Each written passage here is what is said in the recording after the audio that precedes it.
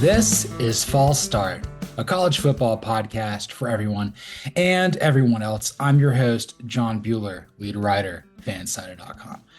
As you can see, I am once again flying solo like a cup because for Western North Carolina internet reasons, the man on the move, Cody Williams, content director, fansided.com, is not going to be here on the program. For also scheduling purposes, I'm recording this a little bit earlier than expected, so my hair is nice and dry. So that's cool for our Thursday show. Again, this will be coming out about 24 hours or so after it's recorded. So if anything happens in the college football world between now and then, we'll just talk about it on Monday in our episode with Cody Williams back on the show, centered around the league for our 6-9 episode. So, got an exciting show for you guys today here. Maybe a little bit on the shorter end. It's been a long day. Work's kicking my ass like Ed Henry, but that's what happens sometimes in life. You just got to keep going with it real quick. So, we've obviously false started here real quick. We're going to start with our first and 15 with That's My Quarterback. The article is not live yet, but it's going to be, and it will be up by the time that we get to this, when you see this. I wrote about this for fansided.com, just looking at all 13 quarterbacks who were drafted in the 2025 NFL draft and kind of seeing where they are in regards to where they rank amongst each other heading into the OTAs and everything. We've seen some stuff out of some players. There's a lot of guys who've looked really good, people that we expected to look good, whether that be Cam Ward out of Miami now with the Titans or Jackson Dart out of Ole Miss now with the Giants. But there's also been some guys who, haven't been healthy. Obviously, Graham Mertz is still working his way back from a torn ACL at Florida. He's on the Texans now. A similar thing is applied to Curtis Rourke, formerly of Indiana, now with the 49ers. But again, there's promise to be had there. So without further ado, I'm going to go and break it down from 13 to 1. I've kind of got this grouped here in about what I would say is three different clusters. I would say my quarterbacks 1 through 5 look really promising. 6 through 9, I've got there's certainly things there with those guys that I have some reason to be excited about, but also some concerns. And then 10 through 13, there's reasons there 10 through 13. So I'm gonna start at 13 with Graham Mertz out of Florida with the Houston Texans. I still don't really understand why he was drafted. I mean, he was like a sixth round pick. He did get better playing at Florida, but again, I think he's still kind of riding the hype of what his recruiting prowess was coming out of Overland Park, Kansas. He had that one really good game versus Illinois in COVID when he was at Wisconsin. Didn't really manifest too much there in Madison, and then obviously went to Gainesville to play for the Gators. I think his teammates did rally around him. I think they saw how tough he was. It was a very challenging spot there with him playing for Billy Napier the last couple of years. But really, the unfortunate part of it with him is he's still working his way back from a torn ACL, and CJ Stroud's not available either with a sore shoulder in his throwing arm. So it's really been Davis Mills and former undrafted rookie, undrafted free agent Keaton Slovis there getting the bulk of the reps there with the Texans. Again, like there had to have been a reason why the Texans drafted him. I don't see it, but like I don't know. That's the one that I'd probably like have the least amount of conviction of that it's been good. Haven't seen him play very much. That's why he's at 13. At 12, I've got Riley Leonard, the former Notre Dame and Duke quarterback, now with the Indianapolis Colts. To me, he kind of feels a lot like what the Colts had with Sam Ehlinger beforehand. A guy who was, very much a run first type of quarterback in college, won a lot of games, just a little bit apprehensive of if his game is ultimately going to translate to the next level. The good news for him is the quarterbacks that he's playing behind in Daniel Jones and Anthony Richardson kind of play similar to him. So, like, the offense will be relatively the same, no matter who's playing the quarterback for Shane Steichen. But obviously, this is a year of great focus and intrigue for the Colts. Can they keep pace with the Texans? Can they hold off the Jaguars and the Titans in division? I understand that this is the untimely passing of their former owner, Jim Irsay. Obviously, his daughters are going to take over and run the operation, but Steichen has a lot of pressure on him. Well, it remains to be seen how much job security Chris Ballard has now that Irsay is no longer calling the shots, unfortunately. But I just look at Leonard and I wonder like if the game is ever going to slow down for him. And in a way, I'm honestly kind of shocked that like At this point last year, there were people saying like, oh, he'll go like in the 20s to the Jets, to transition from, Aaron Rodgers to be his mentor. It's kind of amazing how far we've come. I don't really see it. I could be wrong. There may be an opportunity for him to play, but like if he can't factor into anything here in Indianapolis, then what's the point of that pick? And at number 11, I've got a guy that I didn't even know existed until I wrote the article. That would be former North Dakota State quarterback Cam Miller, and he went to the Las Vegas Raiders. In doing my research about this seems like this was a very much a pick that Tom Brady had a lot of influence on. Again, like the Raiders, they still have Aiden O'Connell, but it's the Geno Smith show at quarterback. This is Pete Carroll, really likes Geno Smith. He really trusts him. This is a team that is going to try to win now when they don't really have the pieces. Because again, Carroll's in his mid 70s, so why take this job? It just kind of shows the Raiders' dysfunction and what have you. But Miller, like as I'm looking at him out there, he kind of see exactly if I wrote this down. I think it might have been him. Kind of looks a little bit like Cooper Rush did coming out of Central Michigan, where he just looks the part. He just looks like a guy who plays in the NFL at a high level. And again, a lot of guys who have played in North Dakota State have had success in this league, namely Carson Wentz, Easton Stick on my Atlanta Falcons, formerly of the Chargers.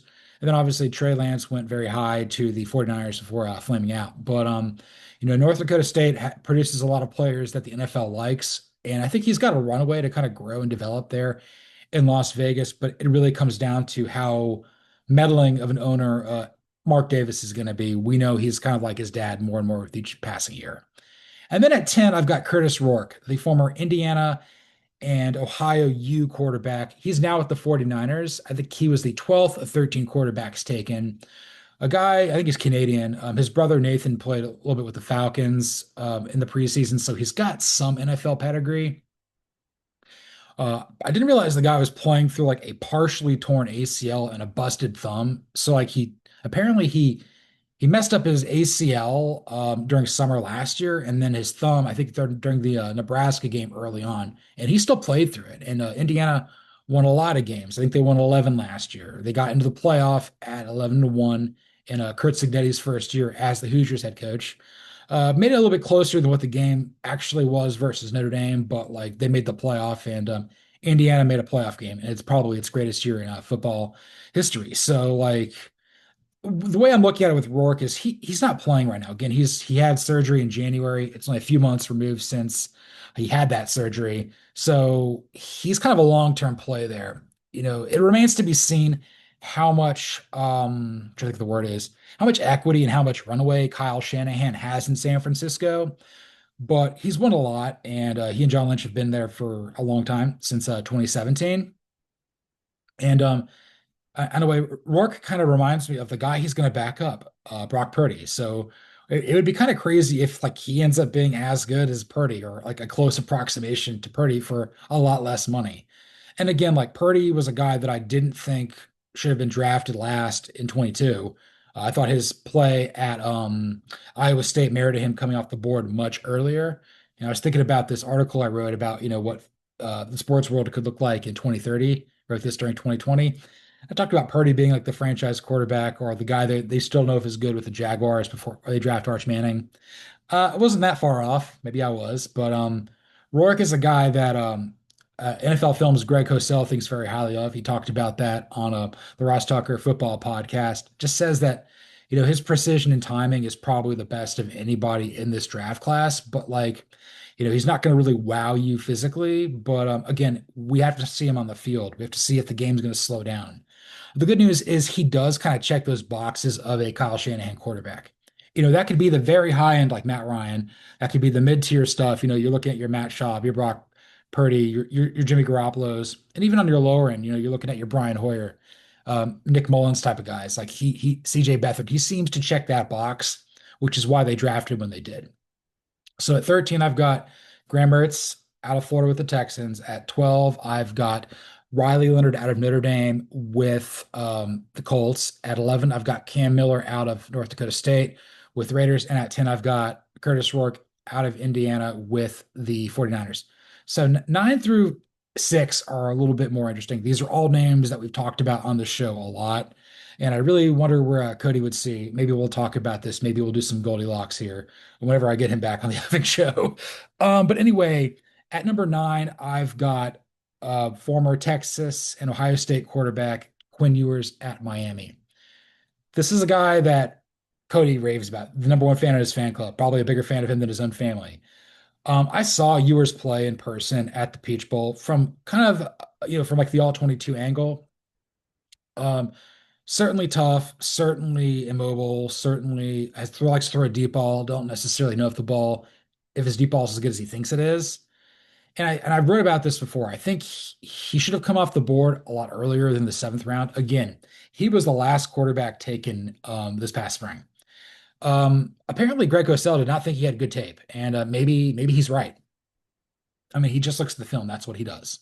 So I'll take him at his word for that because he's been doing this for a very, very, very long time.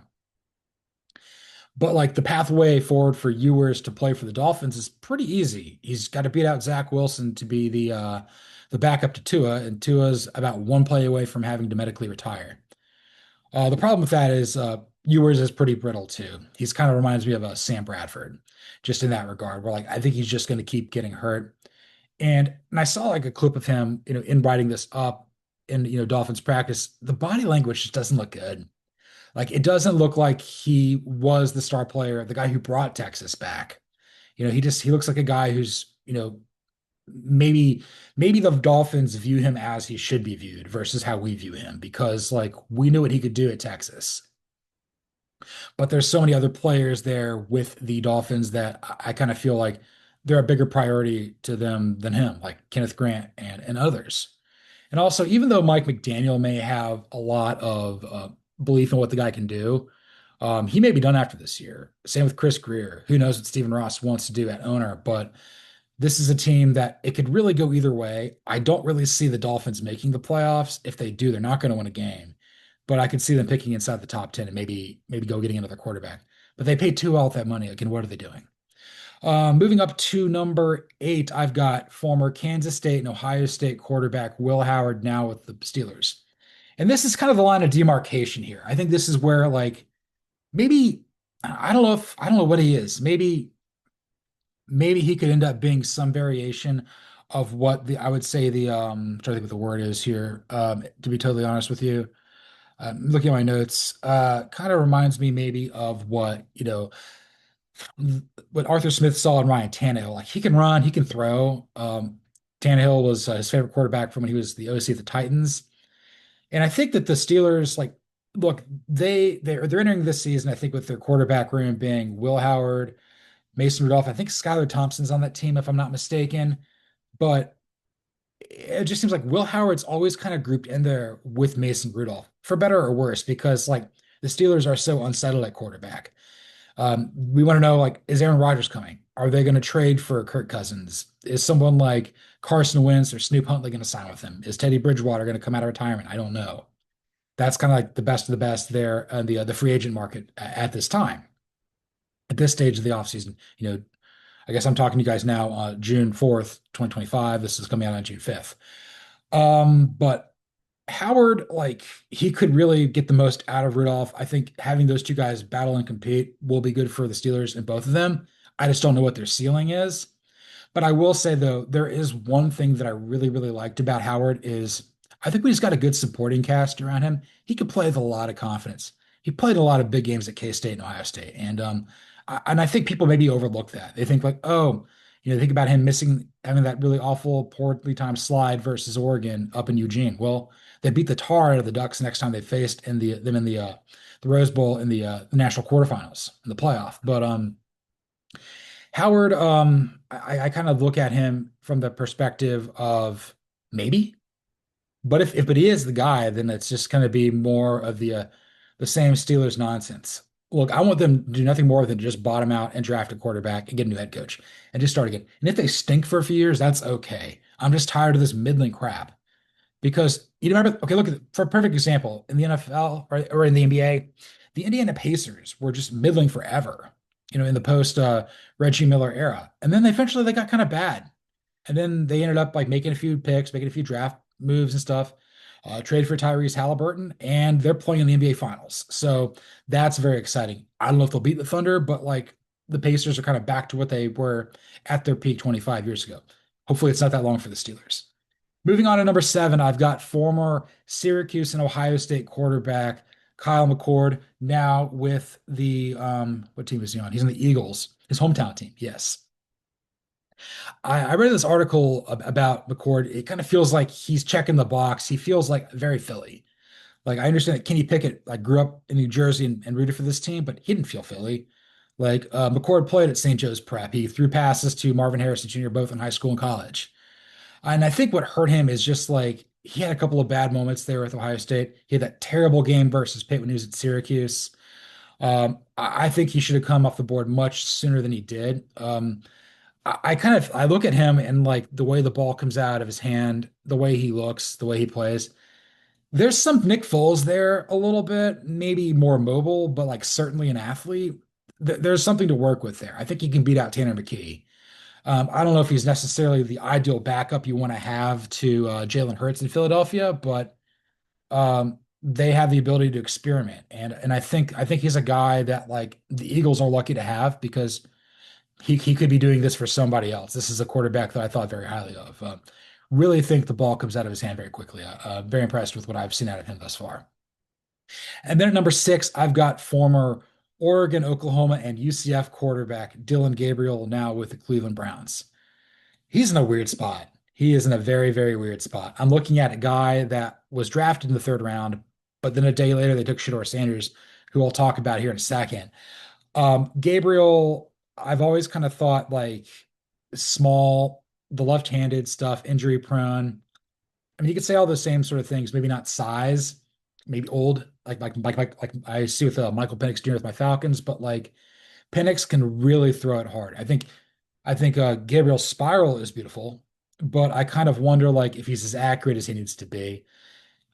There's attributes about him that I think other teams will invest in if he doesn't make it with the Browns, but I think he's in a really challenging spot here because Joe Flacco's won a Super Bowl. Kenny Pickett's a former first round pick, and then you look at obviously the allure of Shedeur Sanders. So just really what as I'm watching Gabriel in anything video I see on Twitter, social media, whatnot, I feel like he's pressing. I feel like he has to, and there may be things about Kevin Stefanski that Kevin Stefanski likes about him, but I think the allure of Shedeur Sanders is just a bit more.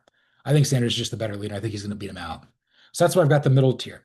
Now let's go to the top five. At number five, I've got former Alabama quarterback Jalen Milroe with the Seattle Seahawks. Dude's an animal. Dude is an absolute physical freak. He can do things that I can only compare to Lamar Jackson, Michael Vick in his prime. He can run and he can throw. But can he do it all at the same time? I'm not entirely sure. I think he went to a very interesting spot because he's allowed to kind of build and grow with in isolation in the Pacific Northwest. He's not the starter. It's gonna be Sam Darnold, but Darnold's looked a little shaky in OTAs up to this point. Mike McDonald's a second-year head coach. This is a team that moved on from DK Metcalf. I don't really know what Seattle's trying to do. Ryan Grubb is not their OC anymore. I think it's Clint Kubiak, if I'm not mistaken. Former Saints OC, have been with Gary Kubiak's son, have been with the Vikings and 49ers and stuff too. So we'll see how that goes. But Milroe is the ultimate boomer bust quarterback in this draft class. Could go so many different ways. Was a big fan of him when he was at Alabama. Really thought he could have been a first round pick last year. There's a reason he got invited to the NFL draft because there's a chance he might have been able to do it. Um, he's either going to take the league by storm or he's going to flame out very quickly, and there's really no in between. That's just the Jalen Milroe thing there. At number four, I've got a guy that I panned a lot, but I'm starting to come around a little bit more on. That would be former Louisville, Texas Tech, and Oregon quarterback Tyler Shuck. He is so old, but I think the experience he's had in college, being recruited the same when Justin Herbert was still at Oregon. That's how long it's been. He's going to the Saints. I think he's going to a very interesting, good but not great, but kind of perfect in its own weird way situation. He's the first quarterback taken by this new regime. Again, the regime I'm talking about with Kellen Moore, who we'll talk about here in a little bit, Doug Nussmeier, they inherited Derek Carr. They inherited Jake Haener. They inherited Spencer Rattler. They went out and they sought to draft Shuck in the second round because Moore and Nussmeier think this guy can play. And I think with Nussmeier's son, Garrett Nussmeier, being a promising star in college football, maybe they were more tuned into what Shuck could do. Shuck played a lot better last year under Jeff Brom. Maybe he'll do the same with Kellen Moore this year. Looks really strong. Throws a really good deep ball. And again, like I cover the Atlanta Falcons on Blog and Dirty. Definitely check that out. Be sure to do that as well. Had an interesting show that was going live today. It's doing a lot of talking, a lot of writing today. I'm so cooked. Hopefully the Arizona State podcast is not walking here while I'm recording. And she's like, "What are you doing, dude?" And I'm like, "I have no idea. It's Wednesday. It's the 4th of June. Looking forward to the 4th of July, but I'll be working, but I'll be off a little bit before then. So that'll be cool. Gonna get some PTO here in July again. We're all cooked. Anyway, the way that I feel about Kyle McCord is maybe how some people feel about Tyler Shuck. They kind of look at him as like, okay, I think this can work. And more importantly, I think they're going to give him an opportunity and a runaway to do this. It's like, can you sink or swim? Like the Carolina Panthers in 2010 threw Jimmy Clausen into the water and see if he could swim. Well, he couldn't. And the best part is we're going to find out if there's anybody in the Saints who can play quarterback. Because if they can't, they're going to draft Nussmeier. They're going to draft Cade Klubnik. They're going to draft Drew Aller. They're going to draft Lenore Sellers. They're going to draft somebody. Maybe Arch Manning. Probably not. But that could happen. But as I've been watching Shuck and these highlights, it's kind of been undeniable. The Saints seem to have found something there with him, and that's bad for my Falcons. And then the top three, you all know who the top three is. Let's start with former Jackson State and Colorado quarterback Shedeur Sanders now of the Cleveland Browns. The guy's got to be the starter. I don't care that Joe Flacco has a Super Bowl ring. I don't care that Kenny Pickett technically has one too. And I don't care that Dylan Gabriel went ahead of him. This guy needs to be the starting quarterback. He just does everything that I would believe Kevin Stefanski would want as a quarterback. Polished, accurate passer, throws with touch, timing, anticipation, rhythm. Seems to be a guy's guy. His teammates love him. He may have carry some baggage with his last name and with who his father is, but I think also he's won at places that people don't win at. Jackson State, what was that before the Sanderses got there? Colorado has been down on its luck. They won 9 games last year. Yeah, they won like 4 the year prior, but like Colorado has been really, really bad for about 20 years. And the few years that they've been pretty good, he was certainly a part of that.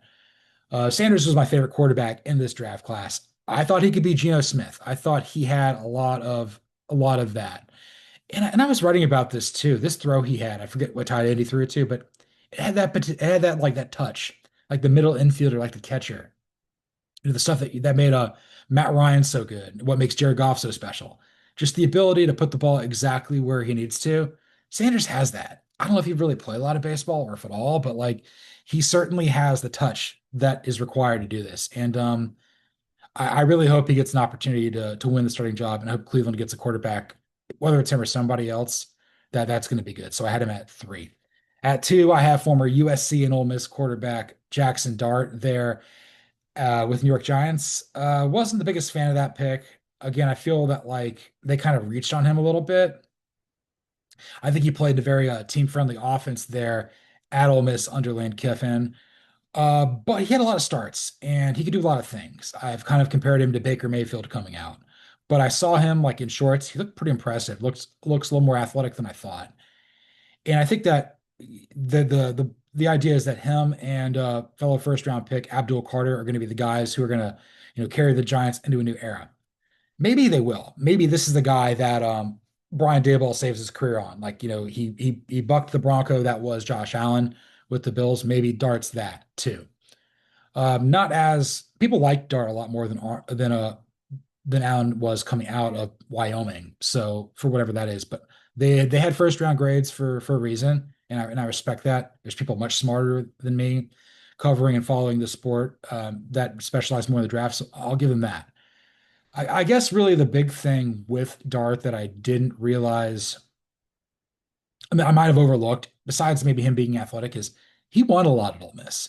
Didn't always win like the most amount of games, but Ole Miss has been consistently really good under Lane Kiffin, and he's been the quarterback probably most synonymous with that.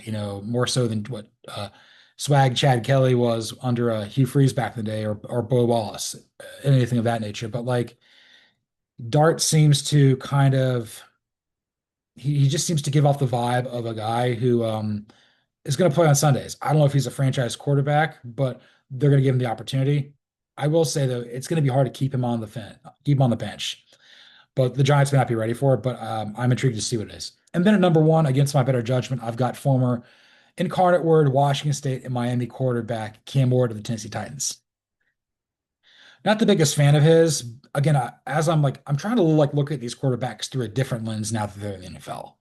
I didn't think he won enough in college, and I think that if he was that good, Miami would have made the playoff. They wouldn't have lost to Syracuse and Georgia Tech. But those are quality programs that people lose to in ACC play all the time. The thing that I probably overlooked the most is his release. I'm not saying it's Dan Marino, but it's been a long time since we've seen a Dan Marino release. Guy can really get the ball in his hands very quickly. And I think more importantly, even though I say and I wonder if he's going to be able to overcome the Titans' inherent dysfunction, he might. But more importantly, I think they're going to empower him. They're like, look, Will Levis is the incumbent. Can you beat him out? I want you to beat him out. He's going to have to earn this. And I think that he might. And I really like Brian Callahan as an offensive mind. I don't know what to think of him as a head coach, but he's a guy that I think is a very fantastic coordinator. And I don't know, he did a lot of great work there with the Bengals. Obviously has coaching pedigree from his dad, Bill. Whether that was a guy who was coached the Raiders, Cornhuskers, coached in Washington for a little bit. But I think Ward deserves to be number one. He was number one overall pick for a reason. I may not have done that, but I could have been convinced. I saw that release of his in a video. I'm like, okay, I can kind of see what makes him special there. So spend a lot of time on this. I'm going to go back and I'm going to recap the 13 guys here, and I move on to the next topic here. At number 13, I've got Graham Mertz out of Florida with the Houston Texans. At 12, I've got Riley Leonard out of Notre Dame with the Colts. At 11, I've got Cam Miller out of North Dakota State with the Raiders. At number 10, I've got Curtis Rourke out of Indiana with the 49ers. At 9, I've got Quinn Ewers out of Texas with the Dolphins. At 8, I've got Will Howard out of Ohio State with the Steelers. At 7, I've got Kyle McCord out of Syracuse with the Eagles. At 6, I've got Dylan Gabriel out of Oregon with the Browns. At 5, I've got Jalen Milroe out of Alabama with the Seahawks. At 4, I've got Tyler Shuck out of Louisville with the Saints. At 3, I've got Shedeur Sanders out of Colorado with the Browns. At 2, I've got Jackson Dart out of Ole Miss with the Giants. At number 1, I've got Cam Ward out of Miami with the Titans. Oh my God, I did that. Oh, it's been a day here, but let's keep moving on. Let's move on to our next topic here, which with a slice of pumpkin pie. Apparently, Deion Sanders did say that some pre-draft reports did negatively impact his son's draft stock, and I think that I'm gonna spend a lot of time on it here because I spent a lot of time with that previous one. Just the character assassination that Shedeur Sanders underwent was just kind of ridiculous. People said that he showed up to meetings unprepared, that he was wearing headphones during meetings, acting like he was hot S. Maybe that's true or whatnot, but we overthought this. People thought that oh, this is Deion Sanders' son who's been, very much daddy ball. He's not as good as what we think. And I think he's showing right now in Cleveland that maybe he is. It's a different position, but you are the son of the greatest cover cornerback in NFL history. My favorite player in Falcons history. Favorite NFL player of all time. I love me some Deion Sanders. First favorite football player of all time. 3 years old. Was a fan of his, all the way through his playing career. I just kind of look at this where the stuff that people were saying about Shedeur Sanders, it didn't help. It obviously did not help at all. And I found myself wondering, if his last name would have been Smith. Same thing with Arch Manning, if he would have gone in the first round. Maybe not. I mean, it would maybe gone in the second round, like Geno Smith, the guy I compare him to a lot. And I don't know. I just feel like he's going out there and he's proving it. He's competing. He's competing his ass off. The Browns have a lot of notable guys in their quarterback room. You've got the elite Joe Flacco, the fake slide king Kenny Pickett, and a guy I affectionately call D Gabes and Dylan Gabriel. And then you got a guy whose number's retired by Colorado, even though that's kind of weird. Retiring numbers in football is dumb, but that's neither here nor there. I just I'm gonna find the exact quote that Deion Sanders had about this and just kind of say it real quick. He said, "It did hurt, but the Bible says God uses the foolish things to confound the wise. There was some foolish stuff that went on, but that gave them something that they needed to say." And he said this on, Asante Samuel's podcast. Deion Sanders said, like that edge that Tom Brady had, it gave him an edge that you had, that gave him an edge that I had. Folks said we weren't going to be nothing, but we had to prove that. I gave them the edge they needed, both of them. And I feel like, maybe being slighted by everybody in the league multiple times will work in the favor of Shedeur Sanders. He's going to be like, yes, my father was the number 5 overall pick in the '89 draft, but I was drafted in the 5th round. My path to the NFL is different. I'm not given the 5th year option. There's not going to be one available to me. I've got 4 years to prove that I deserve to be a franchise quarterback, and maybe he will. Dak Prescott did this. He was a 4th round pick out of Mississippi State. It took a minute for Kirk Cousins to do that in Washington, but he proved out to be the better quarterback over Robert Griffin III.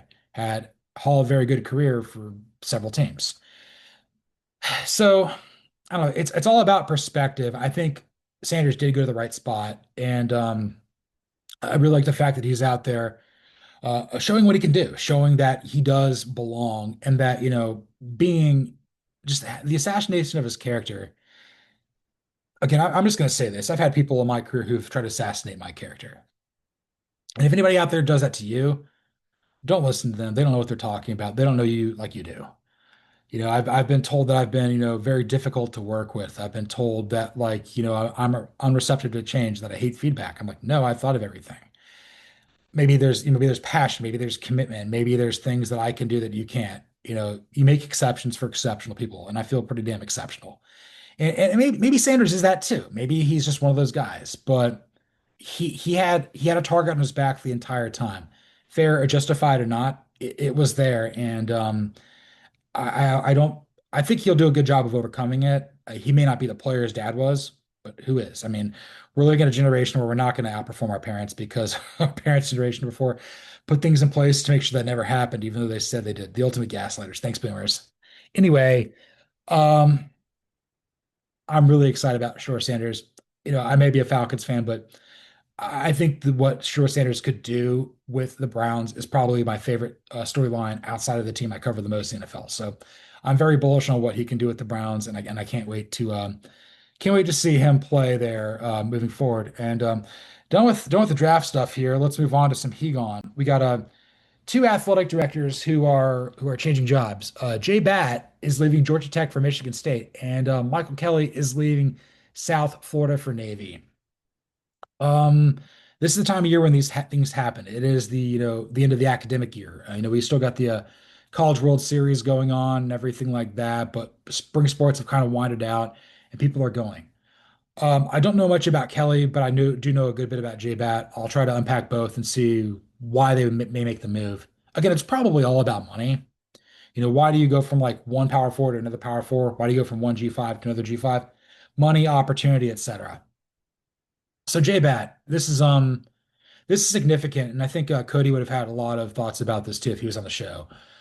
So Bat came over from Alabama. He had been under Greg Byrne there for a while, and he really transformed Georgia Tech. I mean, I'm a Georgia alum. I mean, look, Georgia player. There's UG over here. There's like 4 Georgia things, including a Heinz Ward behind me. But I respect the fact that Georgia Tech is no longer a punching bag. They're one of the better teams in the ACC. They have a finite ceiling because of, resources, recruiting, the academic standards, whatever excuse or challenge you want to throw that way, that's fine. But I think Bat empowered Brent Key to really make Georgia Tech football worthy of caring about again. Empowering a guy, with Alabama ties and saying like, go make this thing good. And then he went out there and he got rid of Josh Pastner, and then I think they had Damon Stoudemire as the new basketball coach, a guy that I grew up watching in the NBA playing for the Raptors. Love me some Damon Stoudemire. Anyway, like that did a lot of good for Georgia Tech athletics, and he's going to go to a bigger, more profile job there in Michigan State. And again, we are going to Michigan State. We're talking about them in a very interesting time. Maybe you're a few years removed from the Larry Nasser scandal. That's really good. Tom Izzo is still Izzo. He's an institution. He had like that one fantastic run there back in 2000 to win the men's Final Four with Mateen Cleaves. Uh, Instrumental memory in my childhood. I remember that. But he gets to the Final Four frequently. Doesn't do much beyond that. But like, why do you take over Michigan State if Izzo's an institution? Maybe you replace him.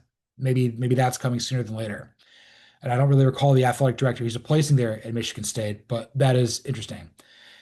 So you're entering, I think, believe year two with Jonathan Smith taking over as head coach for Mel Tucker. Again, the Mel Tucker scandal was another problem. Jonathan Smith left his alma mater of Oregon State in the wake of the Pac-12 declining to take over in East Lansing. He brought with him a lot of players, including Aiden Childs, but Childs, things ain't going to get easier there in East Lansing. Maybe maybe Batt's experience there with Georgia Tech sets himself up quite well to do something a little bit bigger. And maybe that lights a fire under Smith's ass. Maybe he's looking for a replacement for Izzo. I don't really know. Probably the last thing I'll say about this before I move over to Kelly is I've noticed a lot. I've noticed this a lot with Georgia Tech athletic directors. Given I went to high school with one of the sons of, I went to high school with Dan Radakovich's kids, now the AD at Miami. Shortly after I graduated with his oldest son at Georgia Tech, his oldest son was at Georgia Tech. His younger son, who's my sister's age, he went to Clemson, where he was the AD at Clemson, and that's when Clemson kind of really took off. Noticed that like Mike Babinski eventually left and went to Purdue. Now Batt, leaves and he's going to go to Michigan State. Like they go for bigger jobs.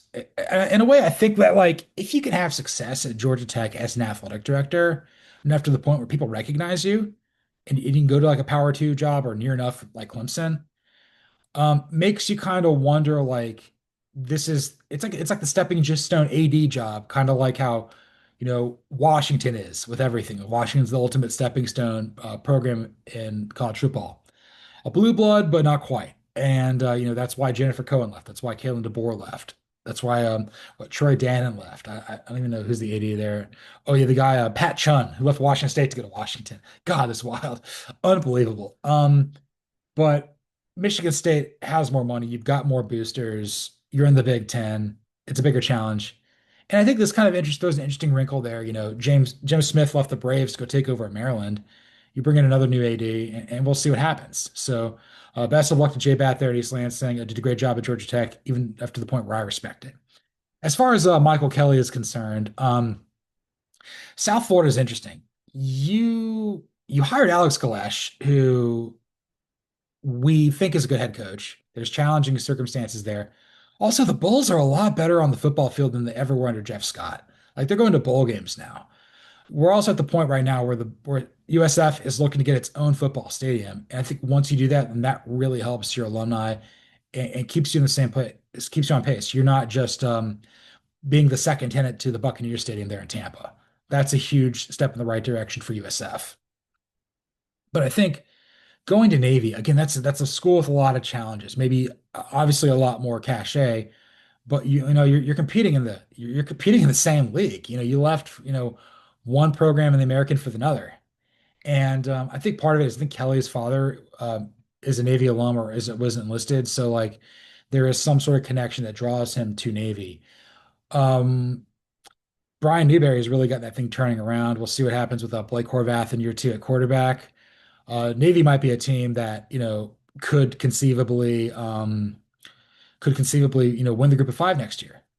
And it kind of makes you wonder, like, why do they fire Kinui Matalolo? I mean, maybe it was just down here. Maybe the athletic department was in their weird spot. So, Navy, it's all about football.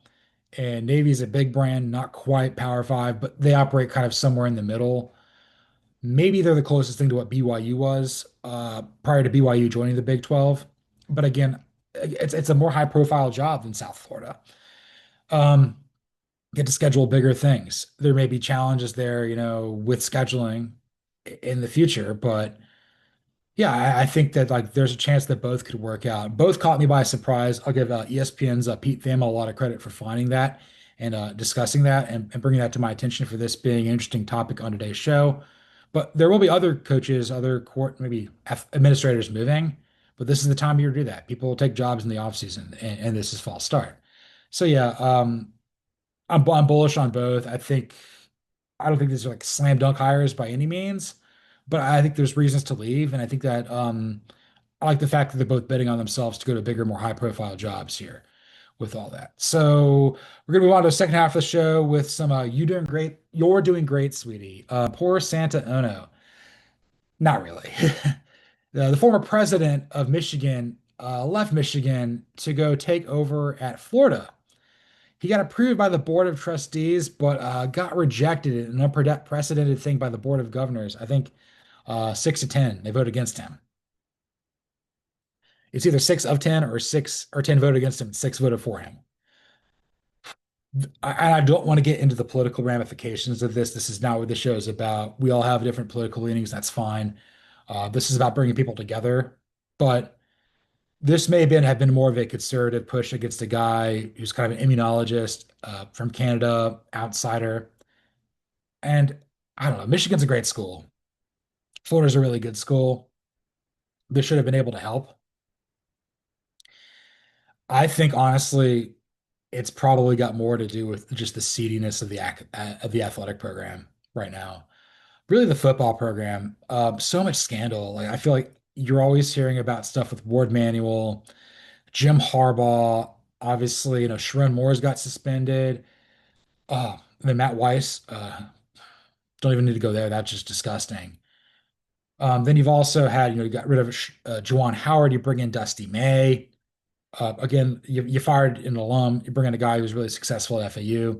Michigan basketball seems to be on the uptick there, but like maybe Florida wasn't ready for that. Maybe Florida kind of it's the same sort of thing where like a lot of people outside of Michigan's like, yeah, they're a bunch of dirty, rotten cheaters and whatnot. And look, this is different. I think every president, every athletic director, every coach that's hired has a potential to reshape the university, the program, the team, the athletic department, et cetera. It's unprecedented that this is ultimately what transpired. Like you got approved by one and then rejected by another. Again, this never happens. What you have to remember is for as much as we love college football, it is about academics. I mean, it's a university's college football program. I may not care about school. You may not either. You may just care about what people do on Saturdays in the fall, and that's fine. I just think that like there was a lot of red tape. There was a lot of, can of worms that was open. There was kind of a seedy underbelly with Santa Ono here. There was also the whole thing where like, okay, Jim Harbaugh took a pay cut, halved his salary after COVID, and then they kind of turned around with Connor Stallions. Forgot about his name too. Oh man. But like Ono was kind of there every step of the way. You wonder what Biff Poggi was doing on the team. He goes to Charlotte, fails, now he's back. It just seems like Florida maybe wasn't ready to fully attach themselves to this.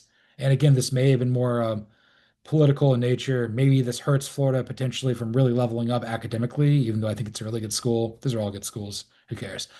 But it's just so unprecedented. I didn't think that we would be talking about this. And I think like I don't even know if this is a gotta be better or an I'm trying Jennifer, but like sometimes, this is the downside to leaving something that's good, or maybe you overshoot, you overshoot what you can do. Like Ono had like probably one of the 10 best public universities, or at least in college sports with public and academics and everything like that.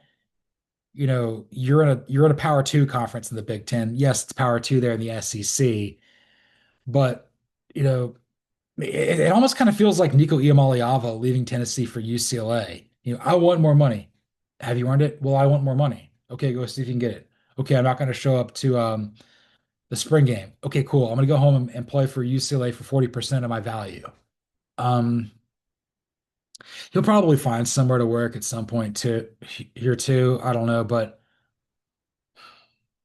again, like that really caught me off guard that Ono didn't make it there with Florida. So I guess really to kind of tie a bow on this, not to get too political, I'll talk about what this means for Florida sports and what this means for Michigan sports. So with Florida, Scott Strickland is still in charge here with the Florida Athletic Department. And this is the guy that stirs the drink here. This is the guy that like um what's it, Todd Golden, I believe is the name of the basketball coach. Todd Golden.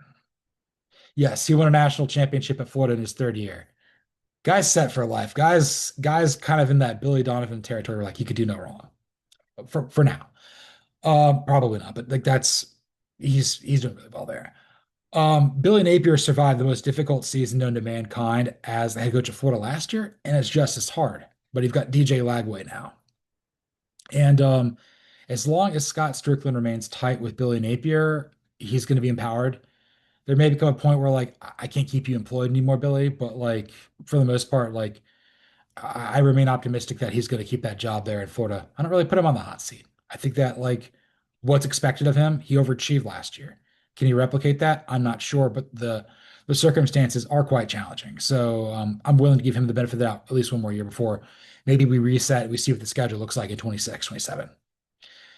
So Ono not coming in, he's not gonna be making any sort of changes with Strickland, which I think Strickland's gonna leave well enough alone. It'll be interesting to see who they ultimately bring in to be their university president, the boss of Strickland, so to speak, because that may shape things down the line. But for now, we're going to continue with what we've got there in Florida. As far as Michigan is concerned, I don't really know who's their new president now. They may already have one. They may be looking for one. This could be really challenging here for Ward Manuel and Sharon Moore. I think Dusty May is kind of okay. Again, a new hire, but like if he struggles at Michigan, kind of like Rich Rodriguez did when he was the coach of the football team after leaving West Virginia, if it goes that pattern, they may just clean house. They may just do a whole bunch of other things. I think the money is too good right now for Michigan to not be a serious player, both in basketball and football. And I think whoever takes over as the university president needs to keep that in mind. You can do both. You can succeed at everything. You can be the best of what Michigan can do. But right now, is Sharon Moore that? I don't think so. Is Ward Manuel that? He might be. I think there's challenges here. And you also got to remember that like the other big thing here was things have gotten so fractured between Jim Harbaugh and Ward Manuel that like Harbaugh would just talk to Ono head to head. Maybe there was tied into some sort of scandal there too. Again, how deep does this rabbit hole go? But I feel more confident with what's going on in the athletic department for the foreseeable future in Florida than I do at Michigan. So that's kind of where I am with that. Whew. And let's move on to our penultimate topic here with some do Hast or do Hast. Came across this article on ESPN, kind of glanced over it, didn't really read it too much, but kind of got me thinking about this with regards to Auburn. Do Hast or do Hast is or does Hugh Freeze enter next season on the hot seat at Auburn? I'm going to go do Hast, two S's, and here's why.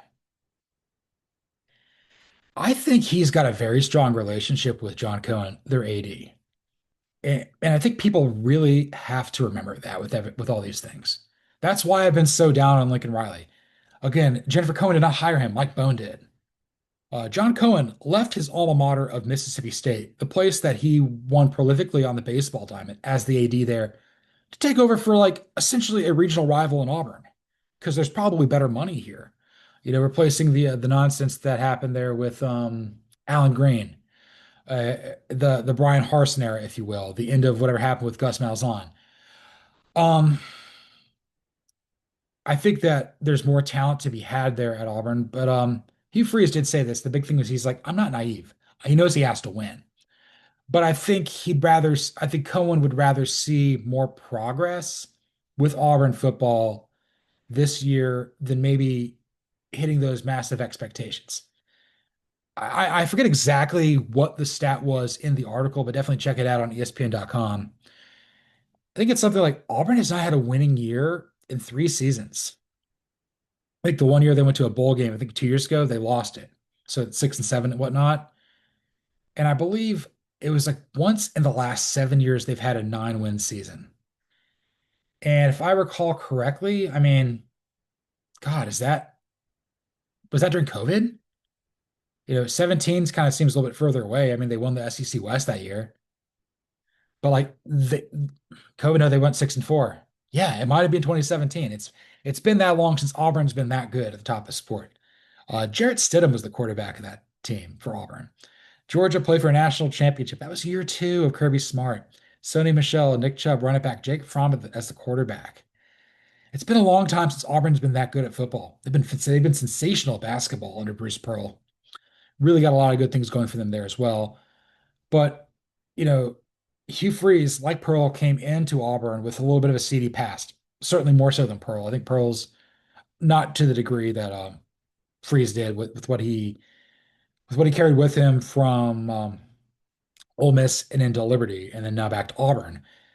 Um, Auburn, I believe, does get Georgia and Alabama at home this year, so that leads me to believe that they can actually win those games.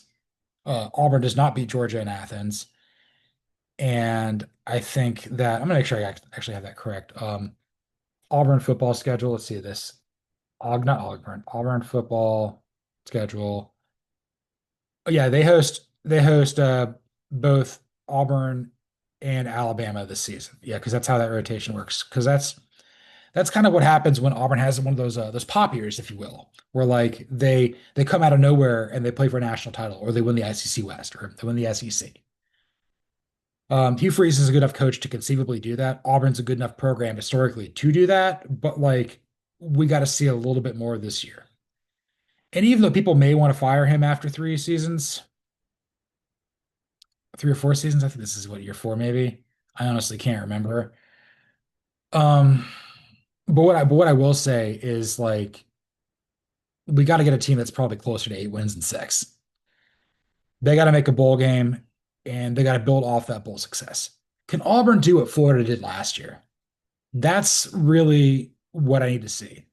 And again, I think that Billy Napier entered last season with far more pressure than what Hugh Freeze is dealing with now at Auburn. Again, like it all comes down to relationships. Scott Strickland likes him some Billy Napier, and John Cohen likes him some Hugh Freeze.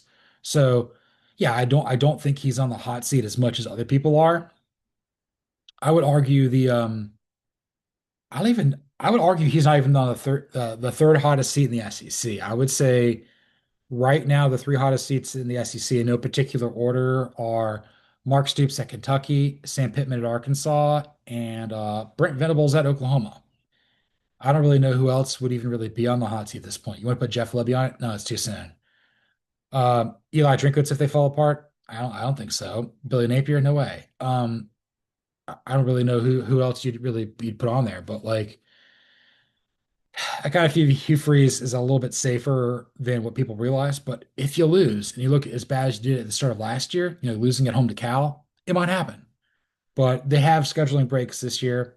They got to take advantage of the situation.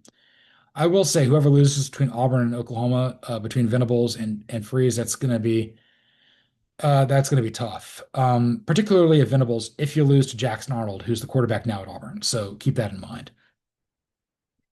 And let's move on to our final topic here with some good bowl. And I'm actually going to pull this one up here. The 2026 College Football Hall of Fame ballot has been released. Notable names on there include Heisman Trophy winners Mark Ingram Jr., Cam Newton, Robert Griffin III, and defensive dynamo Ndamukong Suh. So I'm looking at this right now across the board. It's got 79 players on the ballot, 9 coaches, and from FBS. And there's also got 100 players and 35 coaches from lower levels here. Ingram, Suh, Newton, and Griffin are all probably going to get in eventually, maybe some right away. The article I'm coming across here was from the Associated Press. It's on ESPN.com. Other players on the ballot include Iowa's Brad Banks, loved watching him play, Eric Bieniemy of Colorado, Des Bryant out of Oklahoma State, Kijana Carter out of Penn State, Aaron Donald out of Pitt, put him in. Marvin Harrison Sr. out of Syracuse, why is he not in? Oklahoma quarterback Josh Heupel. Well, unbelievable. But yeah, he did finish second for the Heisman at some point. James Laurinaitis out of Ohio State, Ryan Leaf out of Washington State. He's a Hall of Famer. Marshawn Lynch out of Cal, get him in there. Illinois' Simeon Rice and Florida State's Peter Warwick. God, a lot of names here. A lot of guys didn't work out in the NFL, but these are all like top of the top. And then among coaches on the ballot, Larry Coker, best known for winning the national championship with 2001 Miami Hurricanes, getting back to it, losing to Ohio State in 2002. Gary Patterson, the institution there at TCU, and Chris Peterson, the guy who had so much success at Boise State and Washington. It should be noted that Mike Leach is not, he is eligible, but it doesn't go into effect until 2027. So he'd be allowed to get in there because once they move the winning percentage down from 60% to 59.5, he'll get in. But I'm just going to look at this here, and I'm going to say, like, of those names that are listed in the article, like, I'm going to pick one head coach, and I'm going to pick I don't know, five or six players that I think should get in. Among the coaches, I would probably put in I would probably put in Gary Patterson first over Chris Peterson and Larry Coker because he's synonymous with TCU. Peterson's synonymous with Boise State, but other guys have had success there. And obviously, he did a lot of success at Washington too, but so did Kalen DeBoer. And the other guys at Boise State, we see what Spencer Danielson's doing. We saw what Dan Hawkins did. We saw what Brian Harsin did. He'll get into. I think all three of these head coaches will eventually get in, maybe this year. But I think what Patterson did to help TCU go from like, a Southwest reject, a program that was kind of like left to die, coming back and then, being a force in the new Big 12. Won a lot of games, coached a lot of great players. And Andy Dalton and LaDainian Tomlinson immediately come to mind. I think that for a guy who's been an institution at a place for so long, that's what college football Hall of Fame is all about. Recognizing greatness where greatness isn't always happening. So that's who I would go here. Of the four guys I listed off the top, we know with Ingram, Newton, Griffin, and Sue, I'd put Cam Newton in first. Cam Newton had arguably the greatest single season in college football history. We're talking about Joe Burrow, 2019, and we're talking about, I think, 88 Barry Sanders at Oklahoma State. Cam Newton 2010 was that special. I've never seen a player take a team on his back more and carry them more than Cam Newton did that Auburn team. Nick Fairley was fantastic. We saw, the early signs of Philip Lutzikirchen, rest in peace.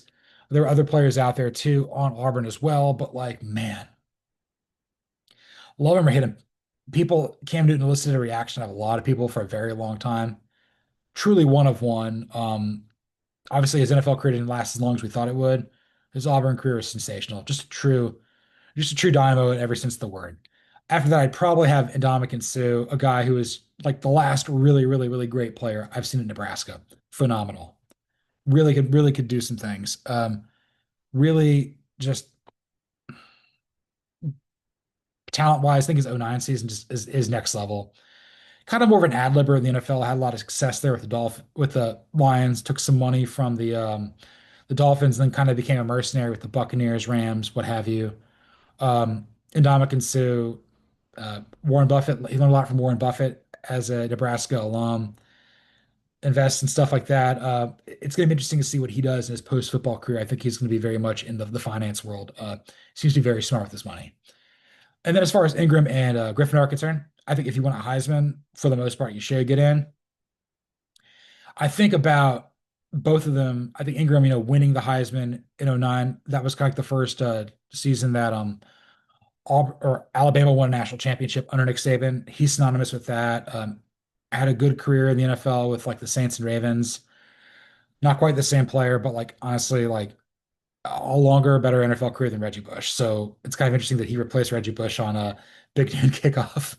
But yeah, Mark Ingram Jr. for sure, Hall of Famer. And then Robert Griffin III, my age.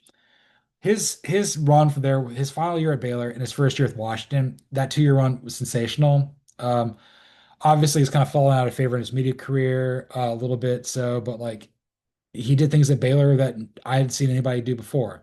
Obviously, our Bryles kind of ended in scandal. We've seen Baylor have highs of late, under Matt Rule and under Dave Aranda in the years since. But like, you know, when you think of Baylor football, you think of Robert Griffin III, you think of RG3.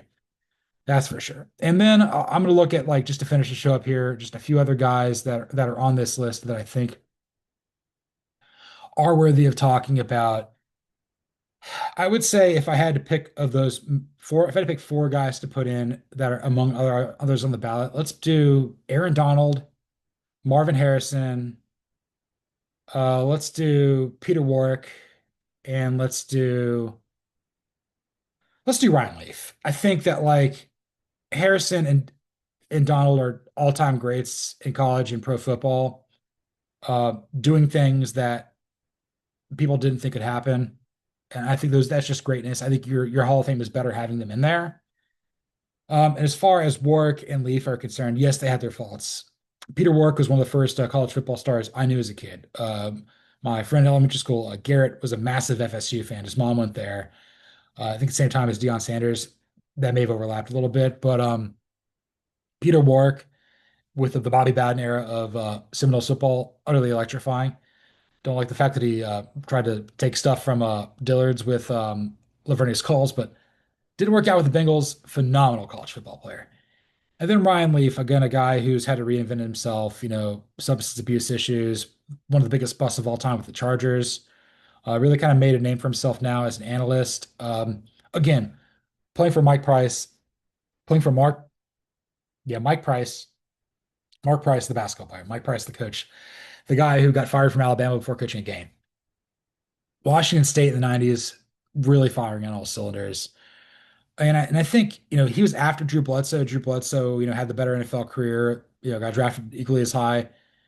Ryan Leaf's the other guy, like in that famous Heisman group with Randy Moss, Charles Woodson, and Peyton Manning. All three of those guys in the Hall of Fame.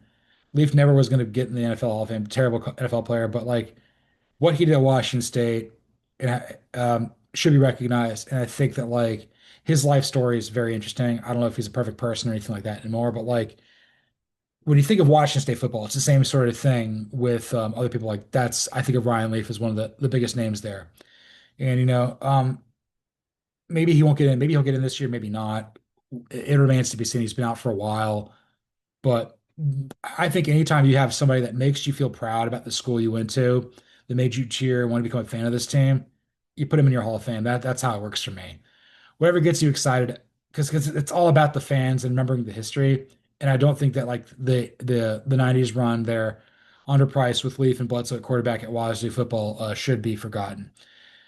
Whew. This was episode 181 of Fall Start. You can follow me, John Buhler, on Twitter at the X at Buhler118. You can follow my absent-minded, absent colleague, co-host Cody Williams at the Sizzle 20. You can follow the show at CFB Fall Start. Like, rate, listen, subscribe, review on Apple, Spotify, YouTube, anywhere there's podcasts. Give us a 5-star review anywhere you can find it. Really helps the show grow on Apple, Spotify, YouTube, anywhere there's podcasts. Like I said, be sure to hit that like button like you're hitting the gap. Be sure to smash that subscribe button like you're making a burger on a flat top grill. Just do it. This is the heart of the off season. We're really grinding here. It's a challenging part of it. Obviously, with the advent of AI, it's really made work a little more challenging. In the news desk space with trying to compete for space with the Google algorithm and everything like that. But I'm going to keep producing content. I'm going to keep throwing things out there about college football, NFL, Falcons, Braves. I even wrote a basketball article yesterday. I wrote about Giannis Antetokounmpo. Still remember how to spell that. But, I've been doing this for about 10 years. And sometimes I guess in life, you sometimes forget about like, you may get a little bit frustrated with where you are and what's going on in the day to day, but you forget kind of where you've come from. I mean, I hit rock bottom at 25 years old.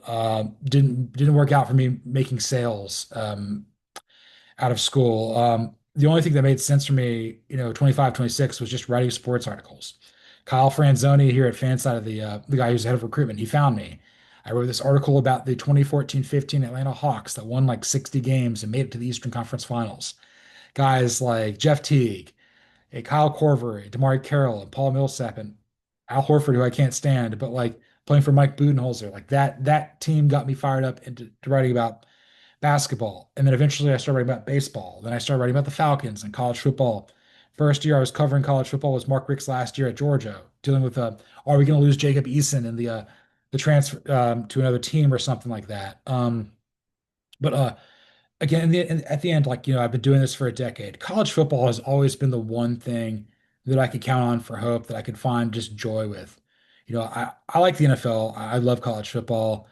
And I just kind of feel like this sport is just so wacky, weird, and wonderful. I've met so many great, interesting, and wonderful people by doing by talking about college football. And I may be in my mid 30s, I may be getting more and more washed by the day, but I'm very thankful to do what I'm doing. I'm very thankful to have you guys out there as the starters following along, listening to the show, watching me, try to figure this out when I'm completely shot doing a solo show that I didn't expect to do a day early. It just shows how much I love and care about the sport, how much I love and care about you guys, and how much fun we're gonna have. I can't wait for the season to get here. Talking really fast here, trying to finish wrapping up before my girlfriend gets home because she's probably not going to be thrilled to see that I've been working for an extra 2 hours and 15 minutes today. But that's the nature of the beast sometimes. So, you know, keep your head up, keep working hard, keep doing the right thing, keep learning something every day.